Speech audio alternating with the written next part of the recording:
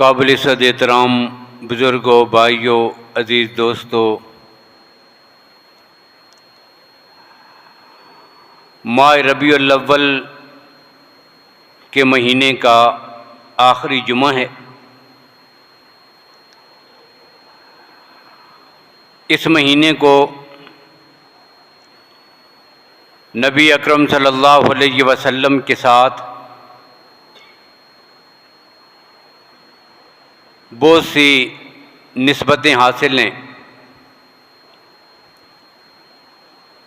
इसलिए आज के जुमा में नबी अकरम सल्लल्लाहु अलैहि वसल्लम के दुनिया में तशरीफ़ लाने के मकासद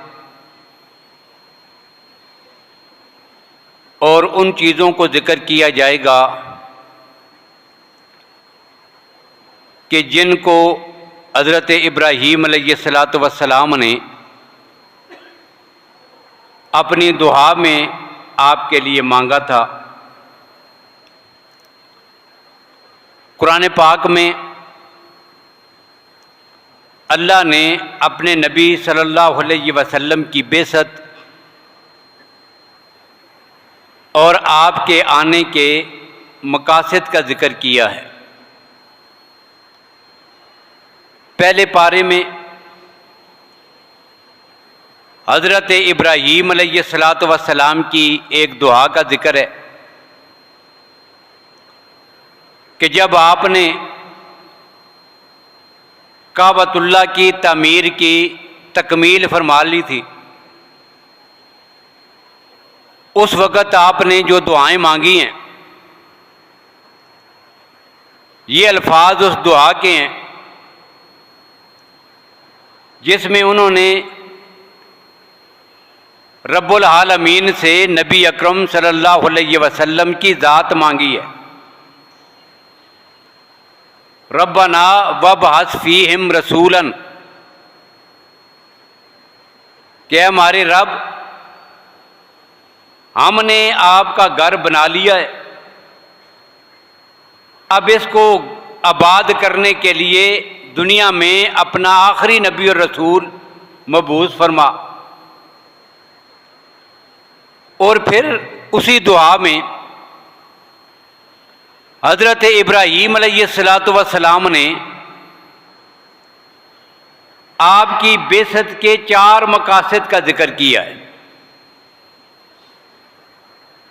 अब दूसरे मकाम पर जब अल्लाह ने नबी अकरम सल्लल्लाहु अलैहि वसल्लम की बेइज्जत का जिक्र किया, तो एक तो नबी अकरम सल्लल्लाहु अलैहि वसल्लम की अज़मत को उजागर करने के लिए जो अल्फाज इस्तेमाल फरमाए कि पहले अल्लाह ने ताकीदन 2 ताकीदों को इकट्ठा किया, लक़द, अब लाम भी ताकीद के लिए है और लफ्ज़ कद भी अरबी में ताकीद के लिए है। अब जब 2 ताकीदें इकट्ठी हुई तो कसम का माना दिया, गोया कि अल्लाह फरमाते हैं मुझे कसम है। अब ये कसम उठाकर जिसके आने की बात हो रही है, बताया ये जा रहा है कि वो बड़ी अजमत वाला है। और फिर जो अगला लफ्ज़ इस्तेमाल किया वो ये था मन्नल्लाहु। अब अल्लाह ने सिर्फ इतना नहीं कहा कि चलो मैंने अपने खलील हज़रत इब्राहीम की दुआ को कबूल कर लिया है और मैंने अपना आखिरी नबी भेज दिया है, ये नहीं फरमाया, बल्कि आपकी बेइज्जत का जिक्र करने से पहले अल्लाह ने आपकी अज़मत को दुनिया के सामने आश्कारा करने के लिए जहां कसम के और ताकीद के अल्फाज इस्तेमाल फरमाए, वहीं पे पहला लफ्ज़ ये था मन्नल्लाहु। और मन्नल्लाह का माना होता है अल्लाह ने तुम पे बड़ा एहसान किया है। और मुफस्सिरीन ने लिखा अल्लाह ने सारी कायनात बनाई, 1,24,000 अंबिया और रसूल का सिलसिला चला दिया। सब कुछ अल्लाह की ज़ात ने पैदा किया और इंसानों को अल्लाह ने बहुत कुछ अता किया। उन्हें उनका वजूद दिया, वजूद में सैकड़ों नेमतें दी, जिंदगी गुजारने के लिए हर सहूलत अता की, आसमान बनाए, चांद सूरज सितारे और सारी कायनात को बनाकर अल्लाह ने इंसान की खिदमत में लगा दिया। लेकिन अल्लाह ने कहीं भी ये नहीं कहा कि ईमान वालों या मेरे बंदों या इंसानों, मैंने तुम पे एहसान किया है, नहीं। लेकिन जब बारी आई है आमना के लाल की सल्लल्लाहु अलैहि वसल्लम, अब अल्लाह की ज़ात यहाँ पे जो पहला लफ्ज़ इस्तेमाल करते हैं वो ये है, लक़द मन्नल्लाहु, अल्लाह की कसम, अल्लाह ने आज तुम पे बड़ा एहसान किया है। या अल्लाह क्या एहसान है कि जो हजरत खलील ने मांगा था, मैंने तुम्हें वो नबी और रसूल अता कर दिया है। लक़द मन्नल्लाहु अलल मोमिनीना इज़ बअसा फ़ीहिम रसूलन, अब जिस रसूल को मांगा गया था वो नबी और रसूल अता किए गए, उनकी बेइज्जत हुई। अब फिर अल्लाह ने भी आपकी बेइज्जत के वही 4 मकासद बयान फरमाए जो हजरत इब्राहीम अलैहिस्सलाम ने दुआ में मांगे थे। यतलू अलैहिम आयातिक व युअल्लिमुहुमुल किताब वल हिकमता व युज़क्कीहिम। अब यहां कुरान ने क्या कहा, लक़द मन्नल्लाहु अलल मोमिनीना इज़ बअसा फ़ीहिम रसूलन मिनहुम यतलू अलैहिम आयातिही व युज़क्कीहिम व युअल्लिमुहुमुल किताब वल हिकमा व इन कानू मिन क़ब्लु लफ़ी ज़लालिम मुबीन। अब ये अल्फाज हैं। अब एक बात आगाज़ में कह दूं कि जो दुआ हजरत इब्राहीम अलैहिस्सलाम ने मांगी थी, जिसे अल्लाह ने मिनोहन मुकम्मल तौर पर कबूल फरमा लिया, उस दुआ में और अल्लाह ने जो जवाब इरशाद फरमाया उसमें एक छोटा सा फर्क है। मकासद वही 4 हैं, रसूलुल्लाह की बेइज्जत के मकासद वही 4 मकासद हैं बस, लेकिन तरतीब में एक फर्क है। अब फर्क क्या है, हजरत इब्राहीम अलैहिस्सलाम मांग रहे थे रब्बना वबअस फ़ीहिम रसूलन, मेरे अल्लाह ऐसा रसूल भेज, यतलू अलैहिम आयातिक, तेरा कुरान उसकी तिलावत करे, व युअल्लिमुहुमुल किताब, उस कुरान के मानी मफाहीम तशरीहात ये इन लोगों को सिखाए, वल हिकमता, अपनी सुन्नत, अपनी सीरत, अपना किरदार, अपने तरीके और हिकमत और दनाई वो उन लोगों को बता दे।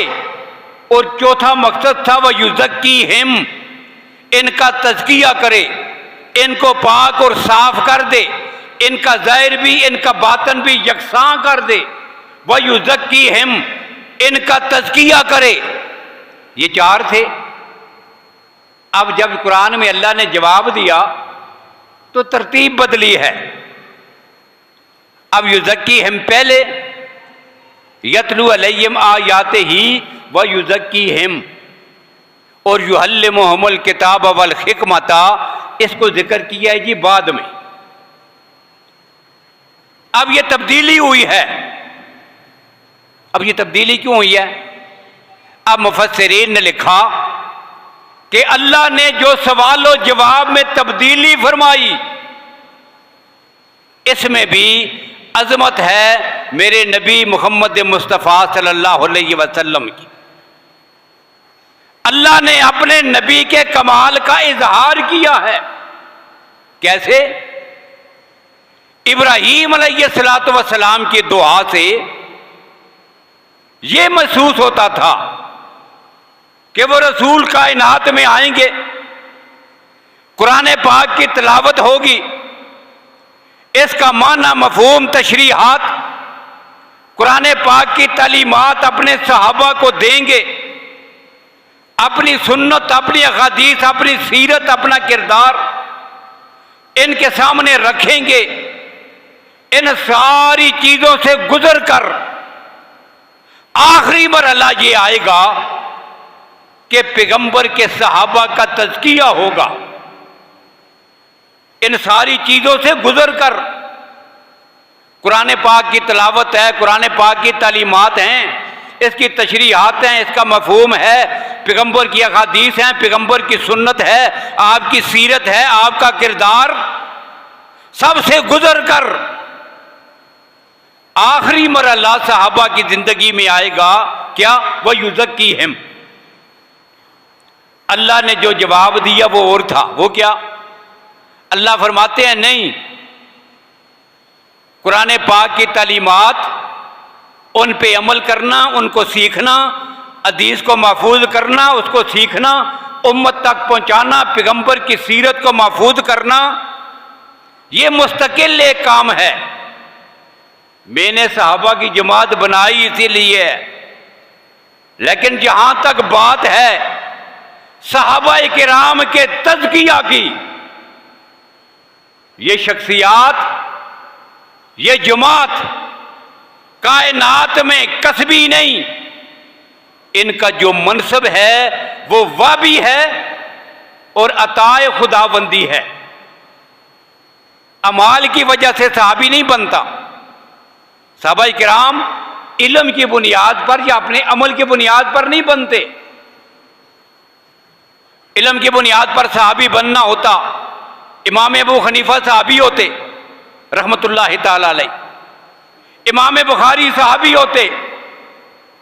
अमल की बुनियाद पर सहाबी बनना होता अल्लाह के वो वली जिन्होंने सारी जिंदगियां इबादत में लगा दी, सहाबी होते। पता चला कि सहाबी इल्म और अमल की बुनियाद पे बनता ही नहीं। सहाबी किससे बनता है? निगाह मुस्तफ़ा से बनता है। सहाबी का इंतखाब रब करता है और सहाबी बनता है निगाह मुस्तफ़ा से। और जब निगाह मुस्तफ़ा से सहाबी बनता है तो फिर तज़किये के लिए भी अमाल और अमल की और दीन और इल्म और अमल की ज़रूरत नहीं। यहां भी निगाह मुस्तफ़ा का कमाल है। वह युज़क्की हिम का जिक्र पहले है और तलीम किताब व हिकमत इसका जिक्र बाद में। खैर, अल्लाह ने कबूल फरमा ली दुआ। अल्लाह के नबी तशरीफ ले आए। अब मेरे नबी के दुनिया में आने का मकसद क्या है? आपका मनसब क्या है? आपकी जिम्मेदारी क्या है? आपके फराइज क्या हैं? आपकी ड्यूटी क्या है? कुरान ने ये 4 चीजें जिक्र की हैं। कितनी? 4 चीजें। अब पहली चीज अल्लाह ने जिक्र की, यतलू अलैहिम आयातिक, कुरान पाक की आयात की तिलावत करना। अब ये तिलावत क्या होती है जी? तो तिलावत कहते हैं कुरान पाक के अल्फाज को पढ़ना। क्यों? इसकी तालीम, इसका मफहूम, इसका तर्जुमा, इसकी तशरीह, इससे निकलने वाले मसाइल, उनका जिक्र तो अगले जुमले में है। उसको तो युअल्लिमुहुमुल किताब कहा और तिलावत को अलग जिक्र किया। अब तिलावत क्या है? कुरान पाक के अल्फाज को पढ़ना, जिसे आज भी हम तिलावत कुरान पाक कहते हैं।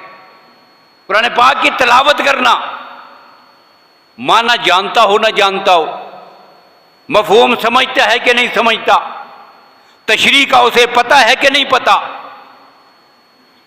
अब जहां दुनिया में और कई फितने आए हैं, वहां पर एक फितना यह भी पैदा हुआ कि कुछ लोगों ने यह कहना शुरू कर दिया कि तोते की तरह कुरान पाक का रट्टा लगाने का कोई फायदा नहीं। अब यह सोच बिल्कुल गलत सोच है। अब ये कहना कि कुरान पाक के अल्फाज सिर्फ अल्फाज पढ़ लेने का कोई फ़ायदा नहीं, अगर ये फ़ायदा ना होता अल्लाह इस काम को अपने नबी की बेइज्जत के मकसद में शामिल ना करते। पहला काम ही यही है, आओ अल्लाह के कुरान के करीब, इसके अल्फाज को सीखो, कुरान पाक की तिलावत करो। और ये कितना बड़ा अमल था। कहते हैं जब तक तर्जुमा नहीं आता कोई सवाब नहीं। ये सोच दी गई है माशरे में, ये गुमराही फैलाई गई है, ये ईमान वालों को कुरान पाक से दूर करने की कोशिश की गई है। इसी पे इक्तफा करके बैठ जाना ये मुनासिब नहीं कि सिर्फ अल्फाज सीख ली और बस समझे कि सब कुछ इसी में है, नहीं, बल्कि आगे बढ़े, उसका तर्जुमा सीखे, उसके मसाइल सुने, उनको सीखे, जिंदगी में लाए, आगे बढ़े। लेकिन ये कहना कि तिलावत का फायदा नहीं है, ये नबी अकरम सल्लल्लाहु अलैहि वसल्लम की सैकड़ों अहादीस का इनकार लाजिम आता है। अल्लाह के नबी सल्लल्लाहु अलैहि वसल्लम ने अल्फाज की तिलावत के लिए तो कहा था, एक हरफ पढ़ोगे तो 10 नेकियां मिलेंगी, ये अल्फाज पढ़ने के लिए तो कहा था। अल्लाह के नबी सल्लल्लाहु अलैहि वसल्लम ने जो ये बात इरशाद फरमाई थी, लोगो इन्ना हादिल कुलूब तस्तौ कमा तस्तौल खदीदा इज़ा साबुल मा, तुम्हारे दिल इसी तरह जंग-आलूद हो जाते हैं कि जिस तरह जब लोहे को पानी लगता है तो उस पर जंग आ जाता है। खुली जगह लोहा पड़ा हो, बारिश होती रहे, पानी लगे उसे, जंग-आलूद हो जाता है। अल्लाह के नबी ने फरमाया तुम्हारा दिल भी ऐसे ही होता है, वो जंग-आलूद हो जाता है। किससे? गुनाहों की वजह से। एक हदीस में अल्लाह के नबी सल्लल्लाहु अलैहि वसल्लम ने वज़ाहत फरमाई है कि इन्नल अब्दल मुज़लिम, जब एक गुनाहगार बंदा गुनाह करता है, कानत नुक्ततन सौदाअन फी कल्बिही, पहली बार जब गुनाह करता है उसके दिल पे काला सा एक निशान पड़ जाता है, छोटा सा एक निशान पड़ गया। फ़इन ताबा, तौबा कर ली, इस्तिग़फ़ार कर लिया, सुकिला कल्बुहु, इसके दिल को साफ कर दिया जाता है, मिटा दिया जाता है, मिट गया वो दाग। लेकिन अगर तौबा नहीं करता, फिर गुनाह करता है, फिर करता है, फिर करता है, अब वो नुक्ते बढ़ते जाते हैं। फ़इन ज़ादा ज़ादत, गुनाह बढ़ते हैं तो नुक्ते भी बढ़ते चले जाते हैं, यहां तक कि जब गुनाहों की कसरत होती है फिर क्या होता है, खत्ता तालो व कल्बहू, पूरा दिल नुक्तों ने ढांप लिया, अब नीचे से साफ दिल नजर ही नहीं आता, पूरा दिल ऐसे है कि जिस तरह लोहे को जंग लग जाता है। और कुरान पाक ने फिर इसी को कहा, कल्ला बर्राना हला कुलूबिहिम मा कानू यक्तबून, हम उनके अमाल की वजह से उनके दिलों को जंग-आलूद कर देते हैं। अब ये इतनी बड़ी बीमारी है दिल की, जिसका जिक्र किसने किया? अल्लाह के नबी सल्लल्लाहु अलैहि वसल्लम ने, और अल्लाह ने कुरान पाक में। अब इस बीमारी का भी कोई इलाज तो होना चाहिए। अल्लाह के नबी ने बीमारी का जिक्र किया, अब सहाबा किराम ने इसका इलाज पूछा। वमा जिलाओ या रसूल अल्लाह, अल्लाह के नबी जब लोहे को जंग लगता है, एक तरीका है उसको साफ करने का, रेगमाल मारा उसके ऊपर, जंग उतर गया लोहे का। अब दिल का जंग कैसे उतरेगा? अल्लाह के नबी ने फरमाया दो चीजों से, दो चीजों से तुम्हारे दिल का जंग उतरेगा। एक है कसरत जिक्र मौत, कसरत के साथ अपनी मौत को बैठ के याद करें। आज से चंद साल पहले जो लोग थे आज वो कहाँ हैं? मैंने भी मरना है, और अगले चंद ही सालों की बात है, बहुत लंबी जिंदगी भी पाई ना, चंद सालों की बात है, कोई नामो निशान बाकी ना रहेगा। मैंने मरकर अपने रब के हुजूर पेश होना है, हर वक्त अपनी मौत को याद रखे। ये दिल के जंग को उतार देने वाली चीज़ है। दिलों की सख्ती, दिल का जंग मौत को कसरत से याद करने से ये उतरता है। एक नुस्खा ये बताया और दूसरी एक और इलाज और दवाई भी बताई है। वो क्या था? अल्लाह के नबी ने फरमाया कसरत व तिलावतिल कुरान। दूसरा क्या था? व तिलावतिल कुरान। कुरान पाक को पढ़ो, इसकी तिलावत किया करो। अब ये अल्फाज पढ़ने का ये असर है, याद रखिएगा। कुरान पाक के अल्फाज की तिलावत का ये असर है। इसकी वजह से एक इंसान के दिल का जंग उतर जाता है, फिर उसे इबादत में लुत्फ आता है, फिर उसका दिल करता है अल्लाह की इबादत में, उसे हलावत ईमानी नसीब होती है, अमाल करने में उसे लुत्फ और मजा आता है। ये कैसे होता है? कुरान पाक की तिलावत की कसरत की वजह से। और एक नहीं, बेशुमार अहादीस है। नबी अकरम सल्लल्लाहु अलैहि वसल्लम ने कुरान पाक की तिलावत के फजाइल में नकल फरमाई। एक हदीस में अल्लाह के नबी सल्लल्लाहु अलैहि वसल्लम फरमाते हैं, मन शगलहुल कुरानो अन जिक्री व मसलती। जिसे अल्लाह के कुरान ने मशगूल कर दिया, तिलावत ही करता, कुरान ही पढ़ता रहता है। नमाज पढ़ी, थोड़ा सा वक्त बचा, क्या किया? कुरान पाक खोला, तिलावत शुरू कर दी। हमें भी चाहिए कि अपनी जिंदगी का मामूल बना लें। अजान हो, मस्जिद में आ गया, अब देखा 10 मिनट रहते हैं, 5 मिनट रहते हैं, 5 मिनट भी अगर जमात तक रहते हैं, क्या किया? अलमारी से कुरान पाक खोला, 4 लाइनें पढ़ ली, आधा सफा पढ़ लिया। उतने वक्त में जितना पढ़ सकता है कुरान पाक की तिलावत करे। ये किन लोगों में शामिल होगा? जिसके बारे में अल्लाह की जात ने फरमाया, हदीस कुदसी है, ये हदीस कुदसी है। अल्लाह फरमाते हैं, मन शगलहुल कुरान अन जिक्री व मसलती। और कोई जिक्र नहीं करता, और कोई तस्बीहात नहीं पढ़ता, फारग वक्त जितना बचता है क्या करता है? कुरान पाक खोल के पढ़ता है और अपनी जात के लिए मांगता भी कुछ नहीं। लोग कहते हैं ना कि हमें दुआएं याद नहीं, क्या मांगे? पूछते हैं कई लोग कि दुआएं याद नहीं, क्या मांगा करें, कौन सी दुआएं पढ़ें? अल्लाह के नबी सल्लल्लाहु अलैहि वसल्लम की मुकद्दस जुबान से अल्लाह ने एक बात बता दी हदीस कुदसी में। क्या? अल्लाह फरमाते हैं, उसे कोई दुआ का वक्त ही नहीं मिलता। हमें तो आती नहीं ना, हमें तो दुआएं याद नहीं, आती नहीं। उस बंदे को आती हैं, सारी दुआएं याद हैं, लेकिन क्यों नहीं मांग सका? कुरान पाक पढ़ रहा है। वो जिस वक्त में जितना वो वक्त मिला, अपनी हाजत मांगता, अपनी तकलीफ रब के सामने रखता, अपनी परेशानी रखता, लेकिन उसने क्या किया? कुरान पाक ही पढ़ रहा है। सारा वक्त कुरान पाक की तिलावत में सरफ कर दिया। अल्लाह कहते हैं फिर क्या होता है? आतैतहु अफजल मा ओते साइलीन। मैं तो अलीमम बेजाते सदूर हूं, मुझे नहीं पता कि मेरे बंदे की जरूरत क्या है, इसको तकलीफ क्या है, इसका दुख क्या है, इसको मसला क्या है, इसकी परेशानी क्या है।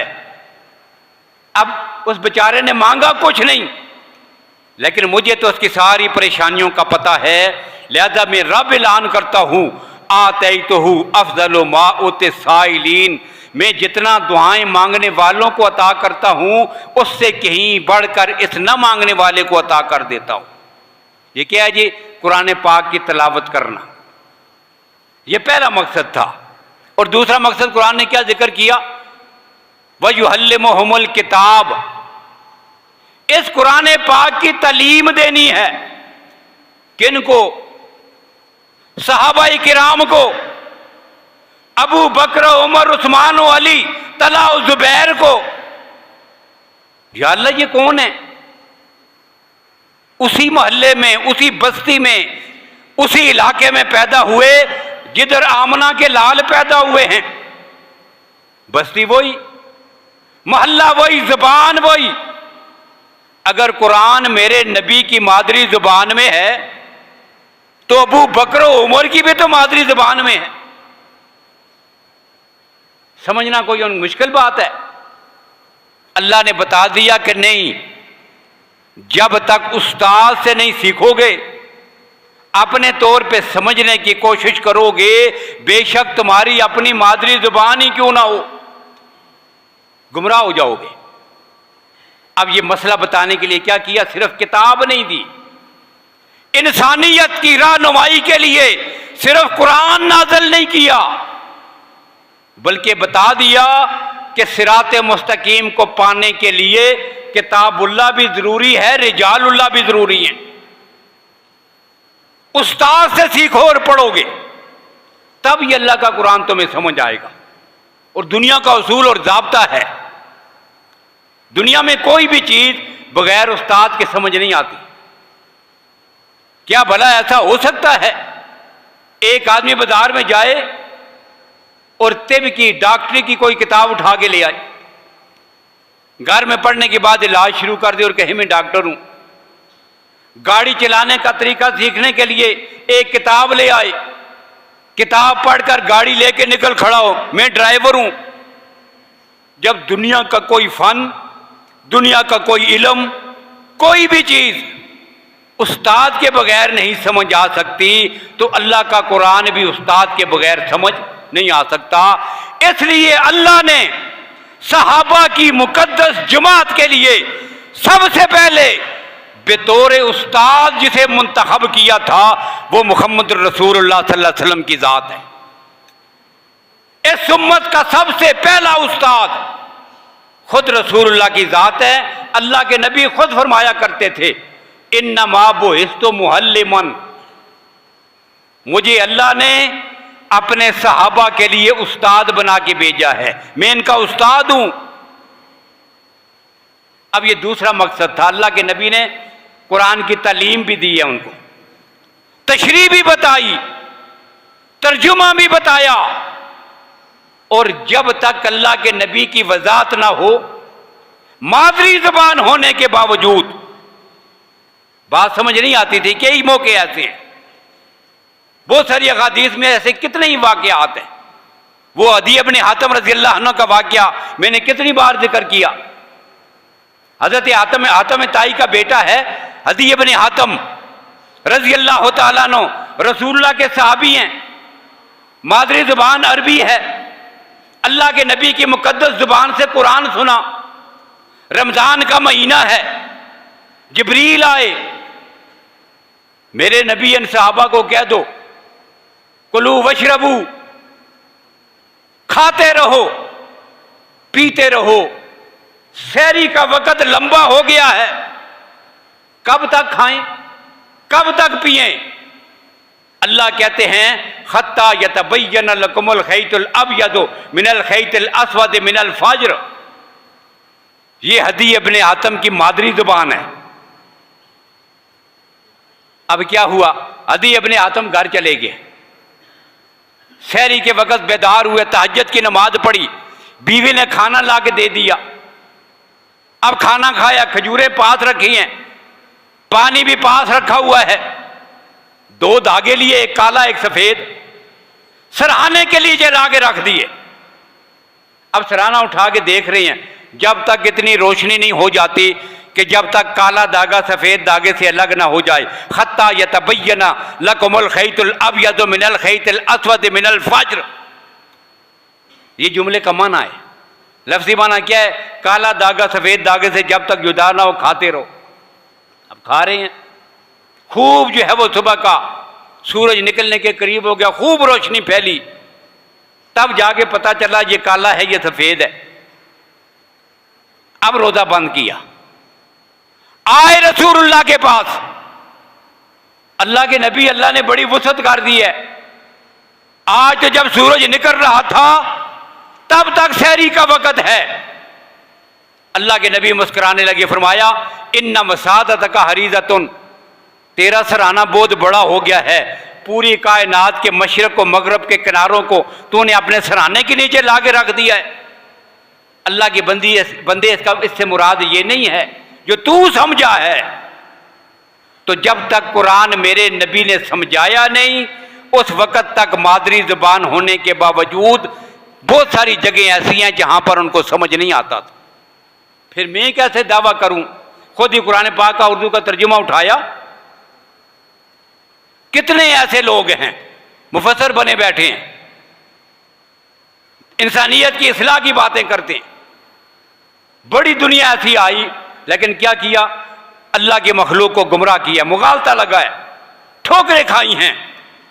ये गामदी का फितना, मिर्जा इंजीनियर का फितना, ये क्या लोग, कैसे लोग हैं? इनको एक खास मकसद के लिए, उम्मत मुस्लिमा के अंदर इख्तलाफात डालने के लिए, इनको गुमराह करने के लिए, कुरान और सुन्नत के गलत मफहूम बताने के लिए, एक खास मजमूम मकसद के लिए मैदान में उतारा गया है। ये वो लोग हैं कि जो इंसानियत को गुमराह कर रही हैं। लेकिन गुमराही कहाँ से फैली?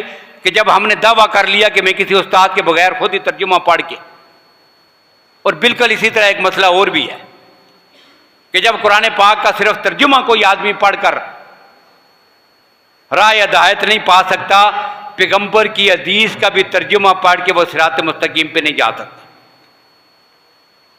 मैं किसी इमाम की नहीं मानता, दावा हो नहीं, मैं तो उसको नहीं मानता, मैं फलां इमाम को नहीं मानता, उसके पीछे क्यों जाएं? उसने जो तशरीह किया वो क्यों मानूं? सामने लिखा हुआ है मैं ये मानूंगा। एक कदम चल के नहीं दिखा सकता। जो आदमी ये दावा करता है एक कदम चल के दिखाए,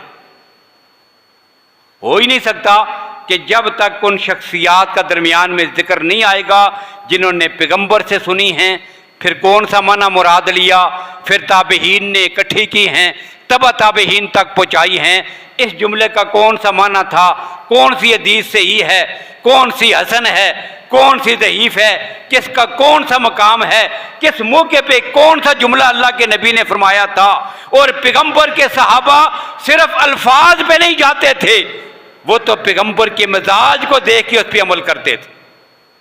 अब ये मिजाज तो अल्फाज में नहीं आता भाई। चेहरे के खदो खाल, चेहरे के खदो खाल जुमला कहते हुए जो कफियत थी, ये तो लफ्जों में नहीं होती।